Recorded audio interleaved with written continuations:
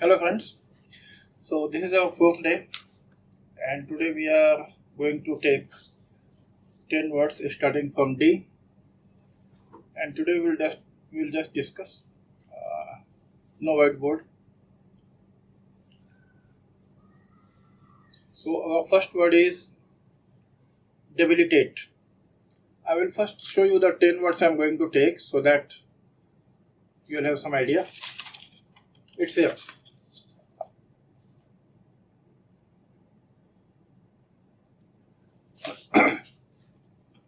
So the first word is debilitate, then we have decimate, then decrepit, decry, deterrent, digress, drastic, dubious, dogmatic, and doleful.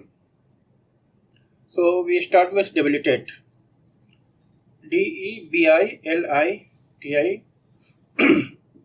T-A-T-E. Debilitate. Debilitate. Debilitate means something which weakens you, like a disease. Particularly, it is used in conjunction with disease. Debilitating disease means a disease which progressively makes you weaker and weaker, and you are able to carry out your normal activities. Like you must have heard Alzheimer's, that is a debilitating disease. You forget things, you forget people, and ultimately you forget, how to do very normal things in your life. Very difficult and very debilitating type. Similarly,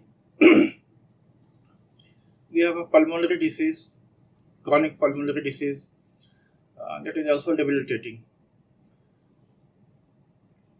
To a certain extent, diabetes is also debilitating, as you are well aware.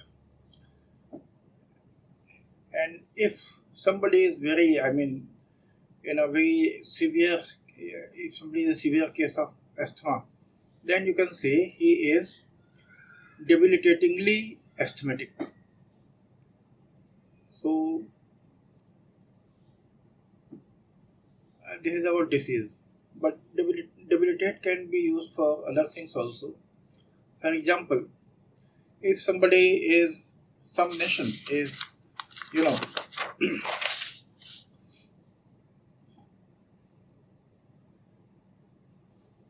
like uh,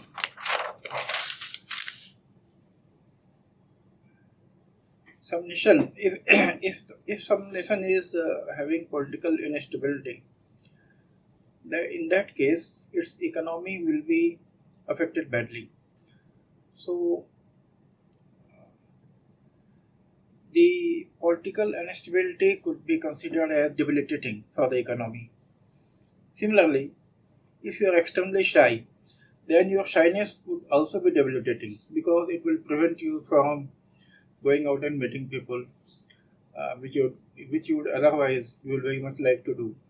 But your shyness prevents you. So your shyness will be debilitating for you. The verb, as you know, is debilitate, and debility is the noun, the condition. So that is debilitate or debilitating. Then you have another word, decimate. Decimate.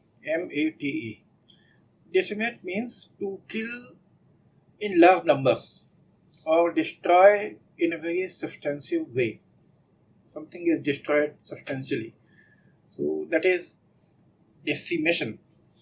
So in the olden times, a disease like plague, when it struck an area, scores of villages would get decimated. That means a large percentage of the villagers will die. So that was decimation. And not only killing, though mostly killing, but it can be used otherwise also. For example, the 1929 recession, the Great Recession, as you must know, it decimated several nations' manufacturing industry because there was no demand and the factories started getting shut down. So, several in nation's manufacturing industry got decimated. So, in short, any large-scale destruction is called decimation, but in general, it is used for the case when people get killed, people get decimated. Then we have decrepit, decrepit, CREPIT. Decrepit means generally used for old buildings, which are which have fallen into disrepair or disuse. Nobody is taking care of the buildings. In that case, when you look at those buildings, you have a feeling that it might come down anytime. It might collapse. Then that building will be called decrepit. There is another word also for this thing, dilapidated. A dilapidated building and a decrepit building, they are more or less same thing. And it's not necessary that every old building will be decrepit. For example, Taj is 400 years old and is still, far from being decrepit because it's being taken care of. Apart from buildings, you could also use decrepit for describing old people who are not being taken care of, not having good nutrition, not having good medical facilities, very weak, very feeble, and you have a feeling that they will not going to live long.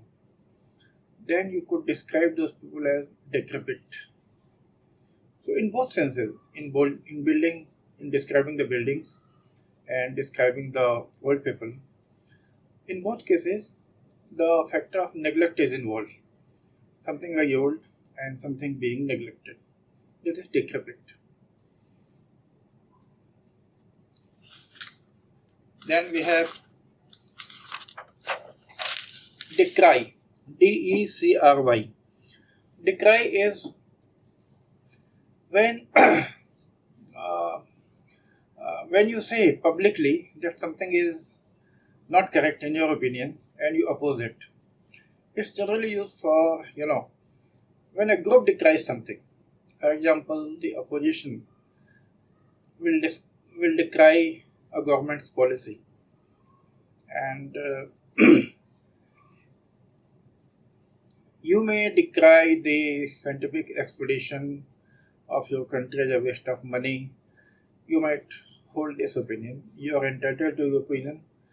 When you decry, you are telling them that you don't agree with this policy. That is decry. You may remember it as coming from cry out. Decry. So you can remember it from cry out. And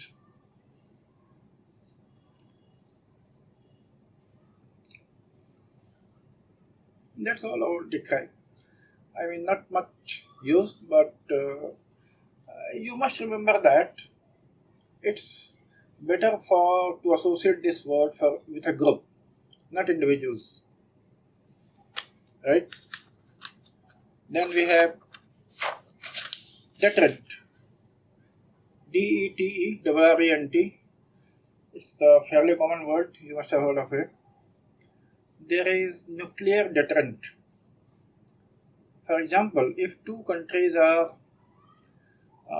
if they both have nuclear weapons, then anybody dropping an atomic bomb on the other, the chances of that are very poor, very unlikely, because there is a nuclear deterrent. So country A cannot drop a bomb on country B because they know that country B also possesses a nuclear bomb. So that is a nuclear deterrent. Anything which stops you from doing something wrong is a deterrent.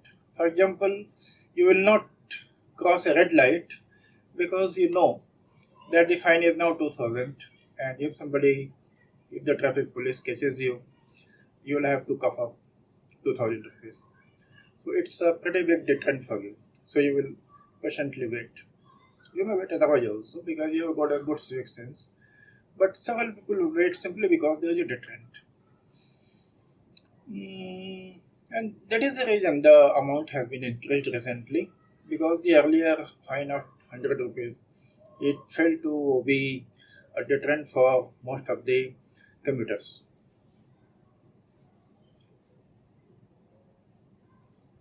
So a deterrence is something that stops you from doing something wrong because you are afraid of the consequences. Deterrent. Nuclear deterrent, that is very common.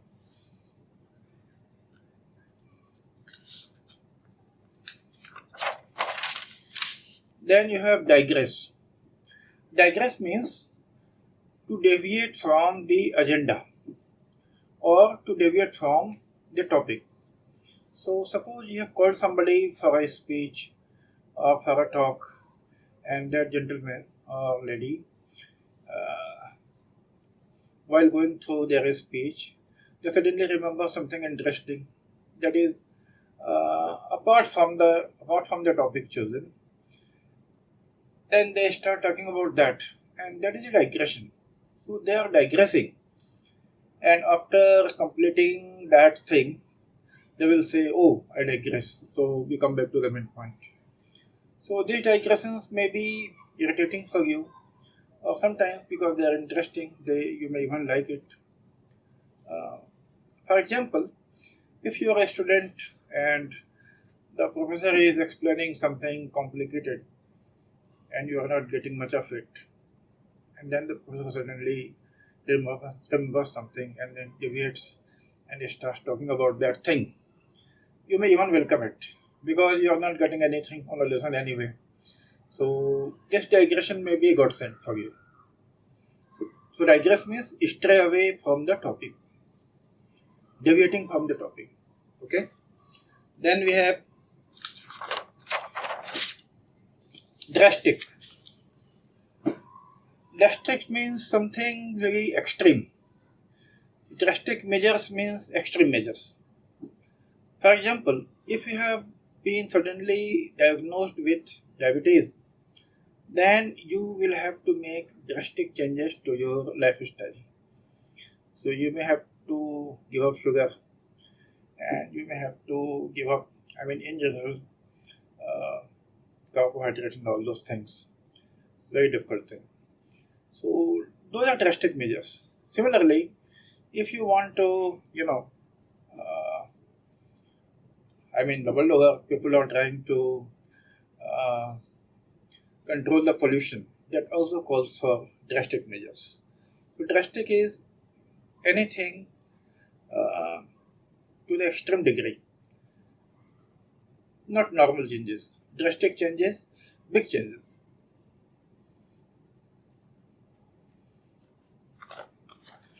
Then we have dubious. Dubious. Dubious means doubtful, rather dishonest. If somebody is a dubious character, means you doubt that they are honest. Similarly, I mean, you have doubts about their honesty. A dubious plan is something which fails to convince you, and you think that uh, it may not succeed after all. That is a dubious plan, dubious character. Similarly, a dubious claim. Somebody is making a claim, uh, like they say that they can invest your money with 50% return, then that will be a dubious claim. Very much doubtful. Dubious is a good word.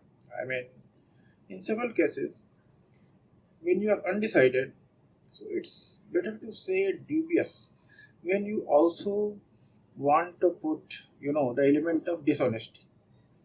Otherwise, plain doubtful is fine. But when you are also mixing the idea of dishonesty, then it will be dubious. Okay?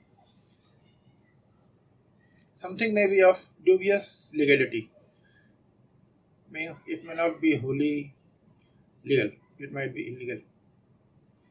Okay. Then you have dogmatic.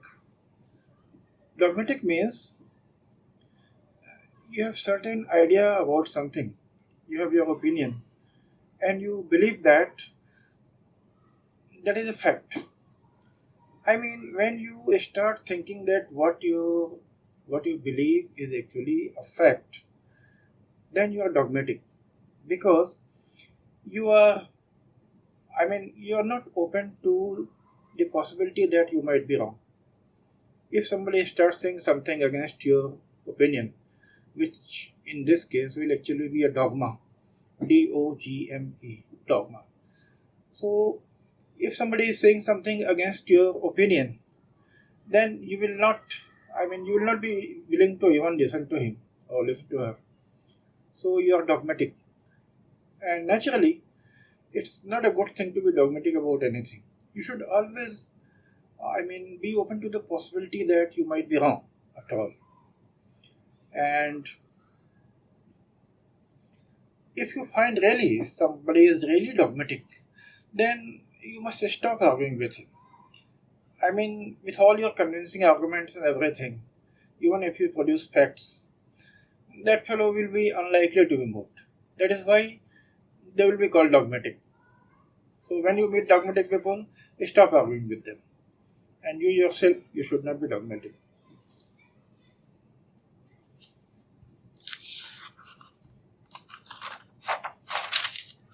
Then you have doleful.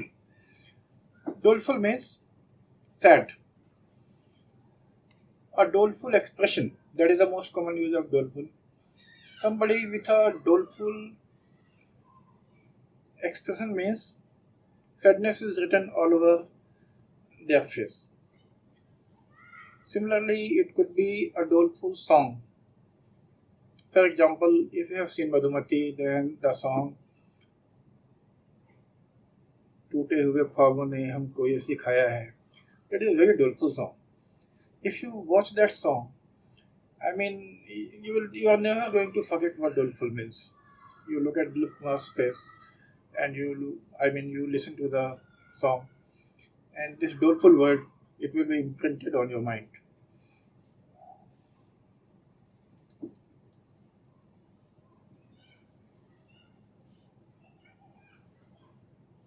So finally, we have this list along with the collocations. If you can have a look at it.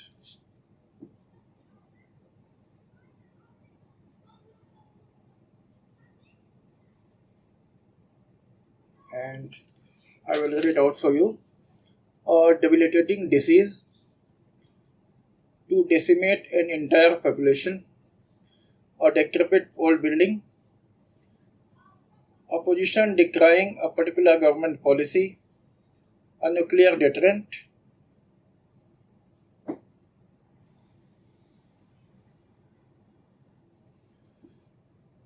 to digress from the main topic, drastic measures to control pollution, earn money through dubious means, a dogmatic politician, and a doleful expression.